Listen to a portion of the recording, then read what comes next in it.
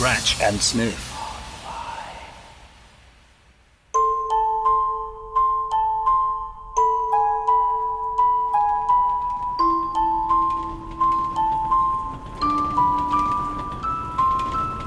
My name is Nick Randell. My journey is just beginning. A journey that, I hope, will open the doors of life to me and link my past with my future.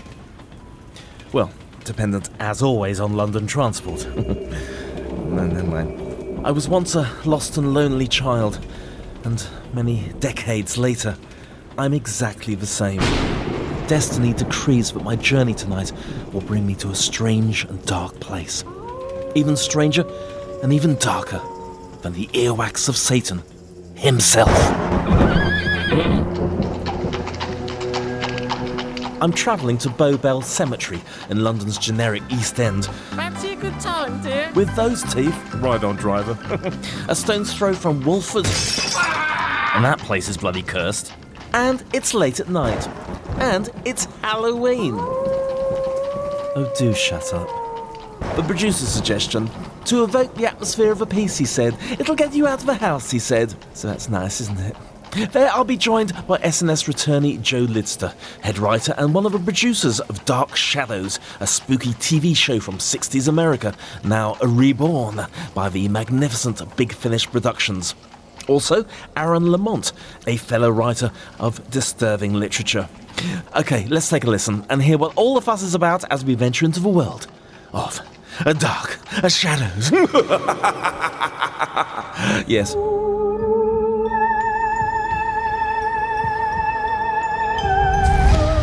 I am the witch Angelique Bouchard. I will string pieces of his soul across the universe. If you kill me, he won't care. It won't stop him. You want to get back at my father. You want to destroy him. My terms are clear. You give me what I want, or else. Those are your terms, yes? They're the only terms, witch. There are monsters walking among us. They have been allowed to roam free, and they are taking our freedom, and they are taking our loved ones, and they are taking our children. Mr. Griffin, I don't know what you think you saw last night, but I am not a monster. I am just another concerned citizen.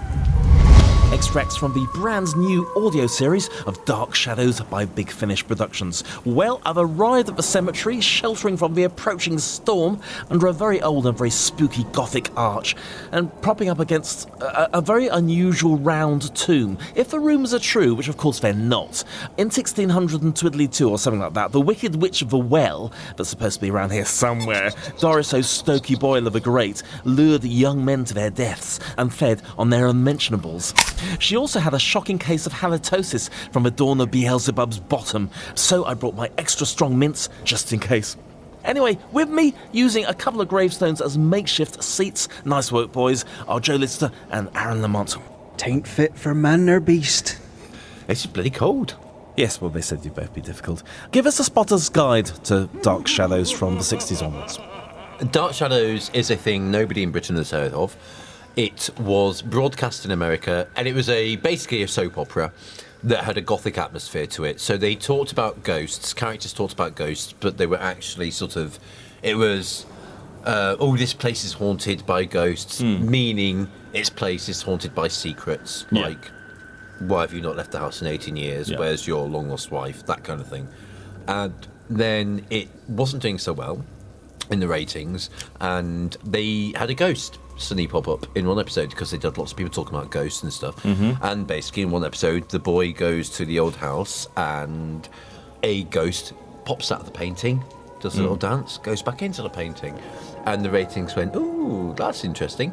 And then the boy's long lost mum turns up, and she's a phoenix, and she wants to take him into the fire and burn him, because that's what phoenixes do. And the ratings went, ooh, that's, you know. So we're dipping their toe into it. Yeah, we're dipping our toe into this, and people are liking this. And then they brought in a vampire called Barnabas. Oh, madam, if you would, you may tell her that it's Barnabas Collins. And the ratings went through the roof, and it became basically Dalek mania, Beatlemania.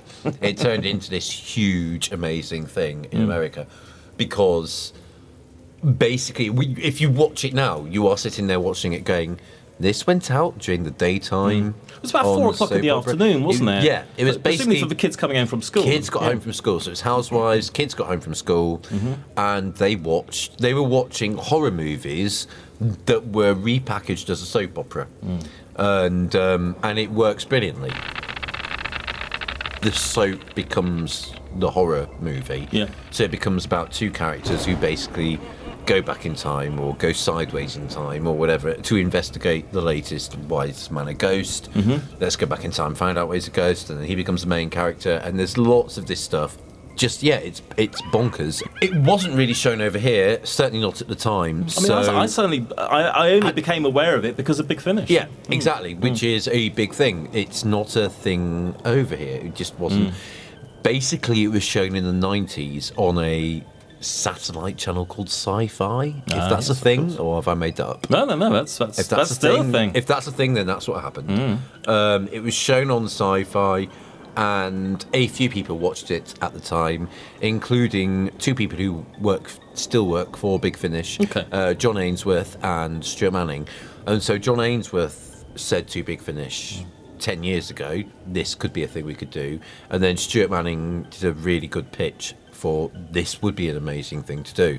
And for Big Finish at the time, they were doing the Doctor Who audios. They were doing things like The Tomorrow People and Sapphire and Steel. I would be very surprised if anybody who was buying The Tomorrow People or Sapphire and Steel weren't buying the Doctor Who's already. You know, it's kind of the same audience. But was it a big sell to create a brand new series of CDs when, obviously, particularly in the British market, not many people were aware? I think it was a big chance. Jason Hay-Gallery took the chance. He went, well, I don't know what this is, but there is this audience in America. Let's try it. Let's do something different. It's become a bit of a trailblazer for Big Finish in lots of ways. I mean, if you think about it, they're doing Pathfinders now as well. All of these things that are not coming in. Stargate Atlantis, aren't they? Exactly. All that stuff. I think it was the first Judge thing... Dredd? It was the first thing Big Finish did that wasn't aimed at a Doctor Who fan. Right. And it's led to them... I mean, now they just do everything. It's amazing what Big Finish have done over the last sort of 10, 15 years. Well-oiled machine, isn't it? It's a well-oiled machine, and they do everything. But I think Dark Shadows was the first time they went... Let's do something out of our comfort zone. Stuart knows this series, but let's do something that's not aimed at Doctor Who fans. Because I was buying Big Finish at the time, and I remember when they announced it, and I went, I've literally not got a clue what this thing is. Which is weird, because it's something that a Doctor Who fan would utterly love. Yes. Well, that's it. It's absolutely massive, isn't it? And I'm only just starting to realise that there was like a film quite recently, and then there were other incarnations of it. They tried to kickstart it as a pilot, I think, in 2004. Yes. And there was also a mini-series in 94, I think. Yes, they did a remake in the 90s. Okay, that was a new cast, was it? New cast, basically remaking the old 60s soap opera. Cool. So... obviously, the original cast were in the 60s. I've noticed that a lot of the same names are now in the new series of CDs. How easy was it to get those people on board, and all those years later? Well, I think a lot of that is down to Stuart. He met them at conventions, right? And they're all brilliant. They're lovely, and they all love coming back. You build up a reputation, Poor Maggie Evans. Tormented Maggie Evans, crazy Maggie Evans, and then you wake up one morning and you think, I've had enough. Enough of the violence, the deaths, the destruction. Enough of those creatures. My weakness was always women. That weakness led to my curse. When the moon became full, I became the wolf. I sit alone. I stand alone. I sleep alone. Oh, it looks so perfect. A picture-perfect little town in Maine. White picket fences, the beach, the so friendly townsfolk, But it's not. It's not perfect. Collinsport is a broken town. and since Stuart left, we've certainly got more people back as well. They just enjoy doing it. They are great actors. I think what they have is they have that thing that a lot of TV actors have from the 60s of they are slightly bonkers because they're theatre actors and doing TV.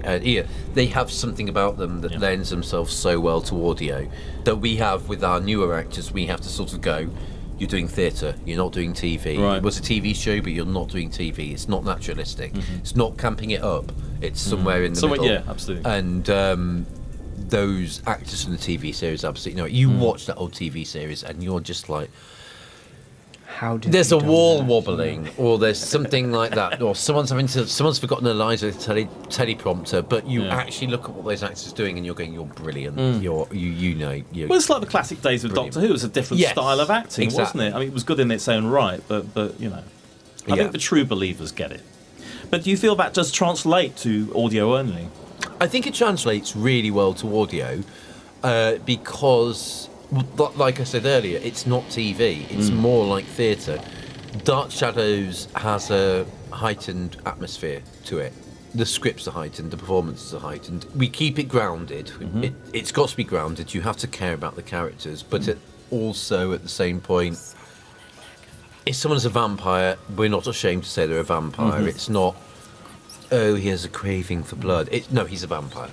That's absolutely what he is. But also with the soap element, I mean, it seems to particularly, I'm aware of your work, but it seems to be playing to all your strengths, you know, the fantasy side and the soap side as well. Yeah. And I imagine nowadays, if this was made into a TV series, we would have the Collingsport lot, wouldn't we? No, absolutely. I think the fact it happened accidentally in the show, or almost accidentally in the show, is what makes it work so well. Yeah. It's not committee. There's no committee. There's no executive producer from somewhere going, well, you know, our target audience of 18 to 30 might not get it. The fact it basically almost happened accidentally because of... the whole show came about because one man had a dream. He genuinely, Dan Curtis, the creator of the show, had a dream one night about a girl travelling on a train and arriving somewhere and he made that TV show. My name is Victoria Winters. My journey is beginning. A journey that I hope will open the doors of life to me and link my past with my future. A journey that will bring me to a strange and dark place. To the edge of the sea, high atop Widow's Hill. A house called Collinwood. And I think that's why it works so well today, because there's something so joyous about it. You know, it's the one thing I try and do my audio in the audios I've produced is I've gone, make it joyous. If it's tragic, it's utterly tragic. If it's funny, it's brilliantly funny. If it's beautiful, it's really beautiful. It's like, let's actually celebrate not being like modern day TV, which is often committee led, or well, this is what that target audience would like, and that let's actually go for it. If we're doing Hammer horror, we're doing Hammer horror. One of the best notes I ever got from Joe was something along the lines of, yes, do this and make it tragic and make it lovely and make it wonderful and subtle, and then 3 minutes later an email came back saying, actually scrap the subtle, just go for it. Go for it, splurge on the page. But that's the thing, I genuinely think if you're spending money on an hour-long drama, it should be the hour-long drama. It should be, if it's scary, it should be really bloody terrifying. Totally. If it's sad, if it's tragic, if it's a love story, it should be the most beautiful love story ever. And obviously we're not always going to hit those heights, but that's what we aim for.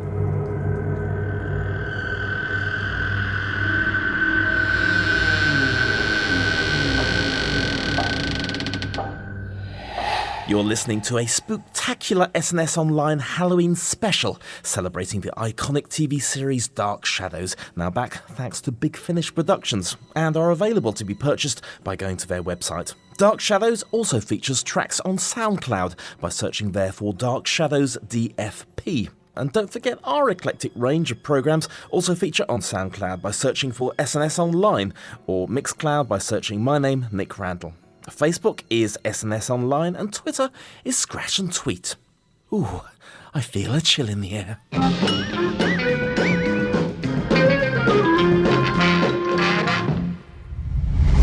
never have come here, but I've got to tell.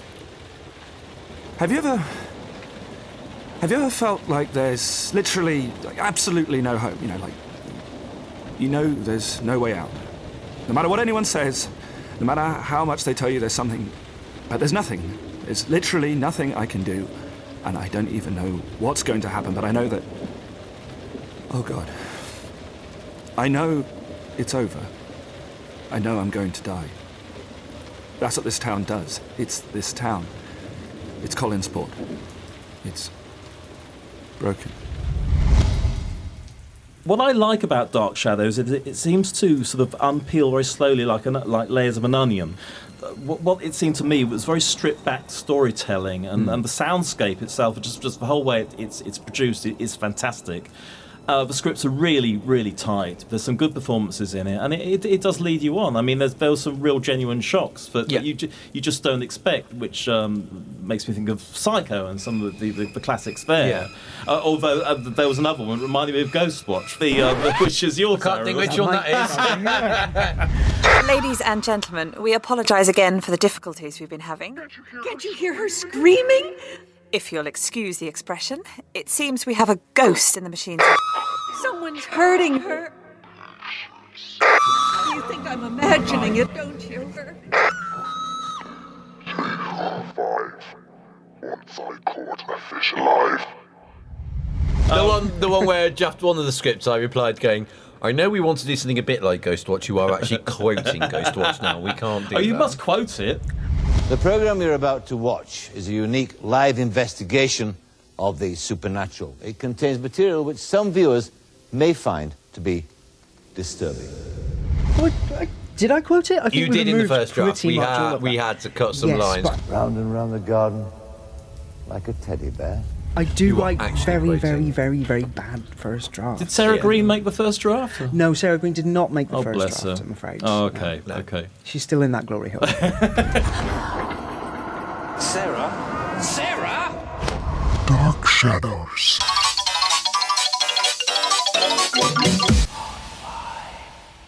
So, Bloodlust is the third series of Dark Shadows, and it's actually sort of one long-running story which has a murder mystery to it. We won't mention any details in case people haven't heard it yet, but the person who is murdered is a real shock at the end of one of the episodes, and then the rest of it is exploring what's going on. Tell me more about the construction of Bloodlust.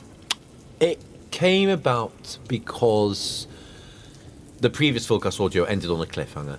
So we went, we don't want to, after 5 years or whatever it was, go, great, now you get the resolution of that cliffhanger. We want to do something that new people, anybody could listen to from episode 1. So immediately went, well, it's got to be new people arriving in the town. So there's a newly married couple who arrive in the town and they meet people, and then they get caught up in this murder mystery. And and it kind of came about through what's the structure of this thing.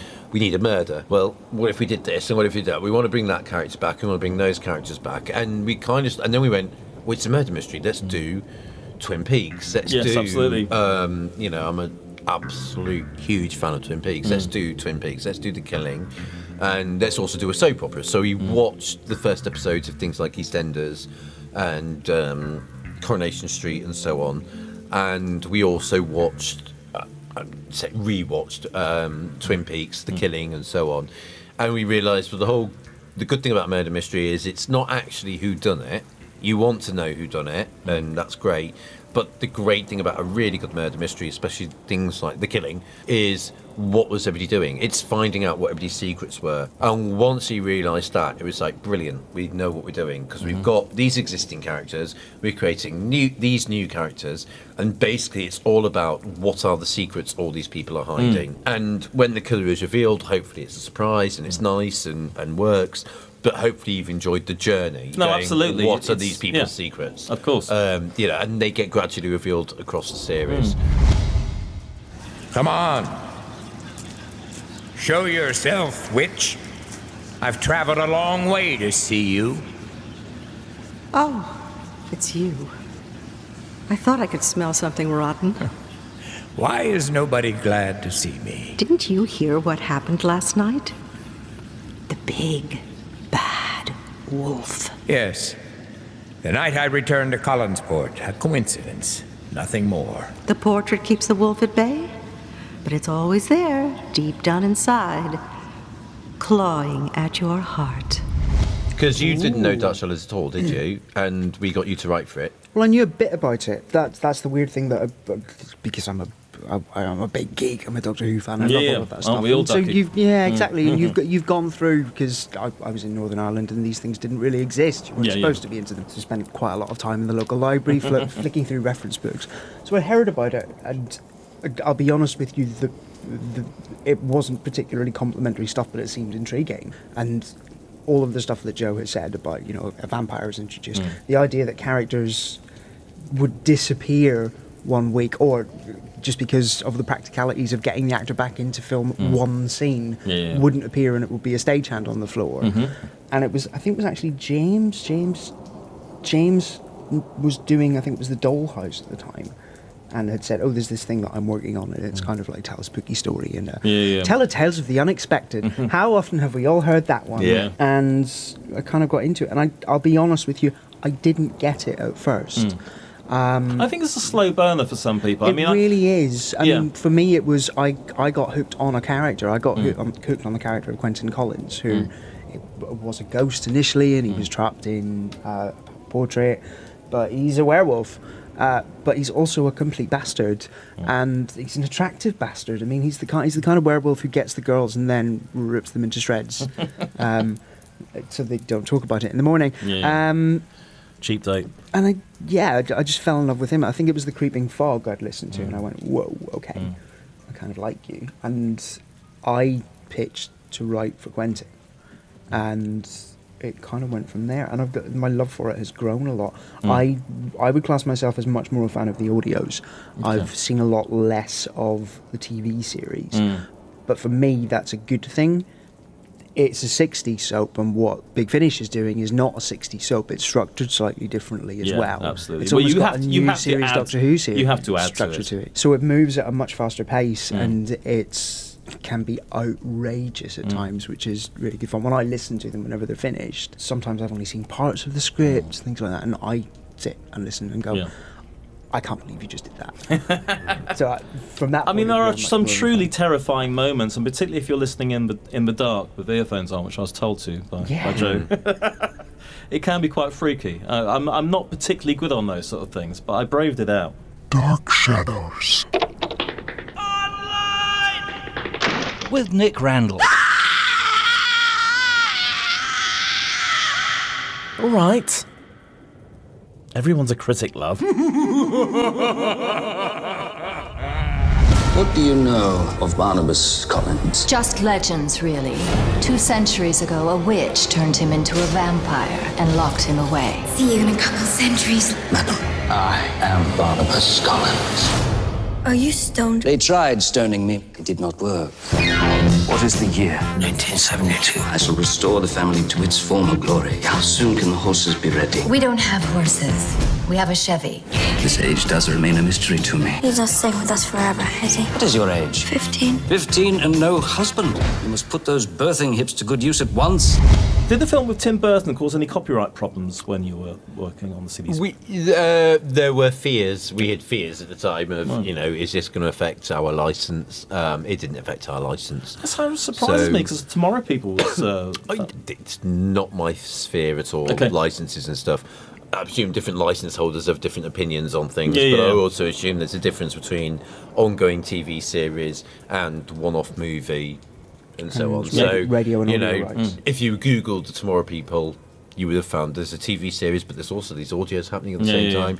If you Googled Dark Shadows, there's one movie, and then there's these audios happening. And we're still happening, and the movie isn't. Scratch and sniff. I think your series would make a great TV series. I do think I would love to see it as assumptions. As I said, there should be a Collingsport lot in Elstree. I think it could absolutely come back. I think the thing about it is there's something timeless about it. Even in the original TV series, no one had a TV set. Even before it went spooky, no one had a TV set. They're in a slightly timeless world. Yes. Yep. And you watch it now. It's the only soap opera that's all available on DVD. No other soap opera in the world is all available. What, every single episode? Every single episode exists. One episode doesn't exist, it's been reconstructed. But other than that, every single episode exists and is available on DVD. Have you guys seen the whole thing, all of it? I've seen about 80% of it. The problem is, it's one of those things you start watching it with someone new and you go, oh, well, I'll rewatch from there. So I'm watching it with my boyfriend at the moment, and we are still in the bits I've seen before, but we're rapidly approaching the bits I haven't seen before. It does, unfortunately, like a lot of TV shows, slightly fall off towards the end. It's not so great towards the end. My confession is that I haven't. You've seen any of it? I have seen, of course. But what's great is, and I do think this is an important thing. Well, they had it on the Horror Channel, didn't they? But that's it. Yeah. But also we have the thing of, if you've seen a TV series, you will get more out of them. But they are. You could listen to Dark Shadows, Bloodlust. You could listen to Beyond the Grave. And you could listen to Beyond the Grave and not have heard of the words Dark Shadows, and it works. It's a story with a beginning, middle, and end. Every character is introduced. Every character has a reason to be there, and so on. You do not need to have heard anything else. You certainly don't need to have watched the TV series.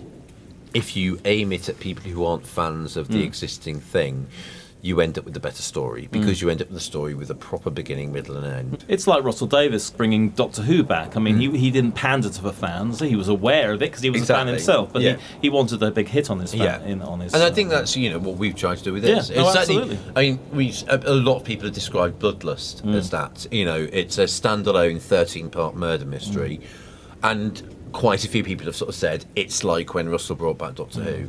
It absolutely acknowledges the past is there, it's got characters from the past and everything like that, but you could listen to that first episode of Bloodlust without a clue that Dark Shadows exists, and you are launching yourself into a new 13-part Well, when I heard the series. first episode, and then I started to read up on the characters, the character of Maggie, for example, had gone through so much stuff, and I was fascinated to think, my God, this woman is a real part of the whole ethos of the thing. But initially, when I heard it, I just thought, oh, she just runs a bar. And that to me was very exciting. It was like when I discovered Doctor Who as a child and started to find out more things about it. That's what I hope. I hope people listen to Bloodlust. Bloodlust has sold very well to a lot of people who don't know Dark Shadows, and I hope when they do listen to Bloodlust, they go, I don't know which characters are new and which ones are old. I'm going to Google them all. Yes. And then they suddenly go, oh my God, Maggie was in this show in 1966 and she was a waitress. She's been through a lot, hasn't she? She's been through a lot, but the actress, she's had it hard. Scott, is amazing and also sounds the same as she did in the 1960s. So you genuinely, if you don't know Dark Shadows, you would listen to Bloodlust going, she's just another actress they've got in. She's part of the show. And then you go, no, she was actually in the original TV series. And also, it's nice that you're getting actors from the whole Big Finish range to be involved in it. So I think Louise Jameson's done some. She was in my first Colin Baker, Matthew Waterhouse recently, I think. Sorry, Aaron, you got Nicola Brown as well. Well, yes. For following up from what Joe just said, from a writer's point of view, it's amazing because you've got a whole bunch of characters who have a whole backstory, and a whole lot of continuity, which informs what you're writing. I love that. But then you take it in an entirely different direction. Maybe I do that more. I think all the writers have different styles of how to do it. My idea is, okay, that informs it, and then you go and tell a different story. And that makes it exciting. Where would you like to see the characters go from here? So if you were considering more. In 2002, I think, somebody wrote a play featuring the actors as their characters as to where they are in 2002. The great thing is that our audios are set prior to that, so we have things to aim for. Which sounds limiting. It's actually not limiting at all, because it was done as a one-off. They did a play at a convention. The actors did a play at the convention. And is that considered canon by the fans? Yes. Okay. Well, that's fine. And you'd think that would be limiting. It actually isn't, because there was that 40-year gap. There wasn't a thinking behind it. So absolutely. Maggie is suddenly running the local asylum. So when we left Maggie in the TV series, she was the governess. Now she's running asylum and going out with Quentin, which makes no sense in relation to anything that happened in the TV series. And what's brilliant is that gives us fun stuff to slip into our audios, which again, if you don't know Return to Collinwood, you don't pick up on at all. You just go, oh, that's the next stage. That character's decided to become a nurse. If you do know Return to Collingwood, you're going, it's leading up to that. But it's very satisfying to make these things fit, yes, I think. I think to me, it's very important. There is a reason Dark Shadows is having a festival next year to celebrate 50 years. Fantastic. There are very few soap operas that have that. Yeah. And there is a reason for that, and that's because it is amazing. And for all its flaws, for all the actors are looking at teleprompters and there's walls falling over, they Sounds are a bit doing... like Crossroads, doesn't it? They were doing... Yeah, but they are... It's Crossroads, but... You know, a wall falls over in Crossroads, it's because a wall falls over. A wall falls over in Dark Shadows, it's because somebody's doing a black mass, somebody else is travelling in a parallel universe, somebody else is a ghost. I think it sounds a lot more interesting to me. They are doing all the effects that they did in old Doctor Who, Yes, but they're yes. doing them live, and they are... And sometimes the effects work brilliantly, and you are sitting there watching it going, that's actually amazing. And I just think we have a responsibility to the passion and brilliance of those people who made that TV series at the time. Those actors, the writers, the directors. They had, they had female directors and things, which is rare at the time. Yeah. Violet Wells Was it amazing. live? Was it actually live? It was. Live? It wasn't. It was done as live. Yeah. Basically, it's as good as to edit, to make a cut or to edit. Okay. They literally would have to stop everything, and the tapes were in a studio miles away, and it would be physically, we have to stop everything, go to these tapes in the studio miles away, cut things and all that. So it's effectively as live. There is a reason it has survived and done so well, and it's brilliant.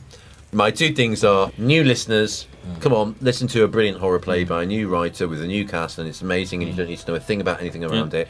There's that, and then there's also the responsibility to the fans and the people who made it, and the actors and everything. Absolutely. Because it's just brilliant. Dark Shadows.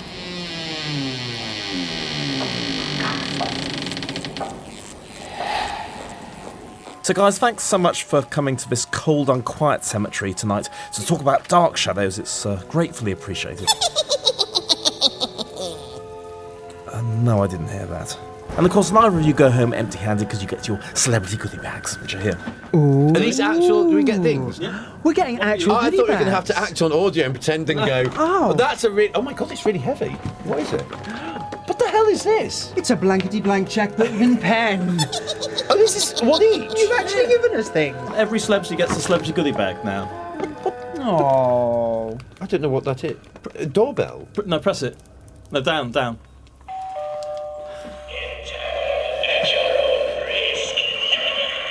Oh my God, you can't see... It's still going. There's an eyeball just opened and a bright green eye. Oh my God. Well, it's Halloween, isn't it? So I just thought it was appropriate. What else is in here? What's this? What's that? Oh, that's just coffee. That's not scary coffee. I it's don't just drink normal coffee, but thank you. Oh, well, I'll have it back. No. I'll have your coffee. My other half will have it. I'll swap you a coffee for this bottle of champagne. I don't drink champagne either. Do you not? Right, No, I'm allergic. Fucking give it It's like I've been cursed not to be able to drink champagne or fizzy wine of any sort. Dark Shadows. And I will rip out your heart and feed on your entrails. Sorry, you can do what? Aaron, what's the future for you then? You going to be doing more writing? Your soul will be consumed by the rancid pig beasts of Beelzebub. Oh, what? You didn't say that, did you? I mean, why would you? Can anybody hear that laugh? For some reason that reminds me... It says here, in my boy's book of knowledge, that the witch from the ancient well of Bowbell Cemetery, you know, the one with dreadful halitosis, the only cemetery twinned with another one far away that must never be spoken about, apparently, feasts on the victims' unmentionables and then forces them to sing nursery rhymes in a really detached and yet scary way for no reason at all. I mean, where do they make this stuff up from? Who twins cemeteries in the first place? Ridiculous. Have you seen where this cemetery is twinned with? What do you mean? You're scaring me. Look at the sign, look at it. Bowbell Cemetery. Twinned with the cemetery of Collingsport. You'll die trying to leave. It's all true. Guys, what are you doing? Why are your hands outstretched? Oh my God, I'm actually backed against the well. The actual well. It's true. It's all true. I want those celebrity goodie bags right this minute. I'll be calling my solicitor about this. Mark my words. No.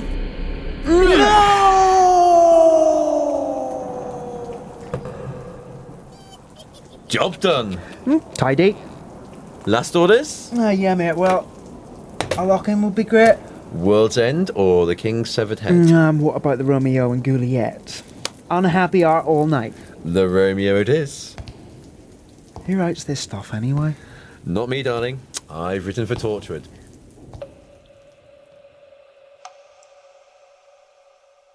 Ow, ow! That really hurt. Guys? Ugh! What is that smell?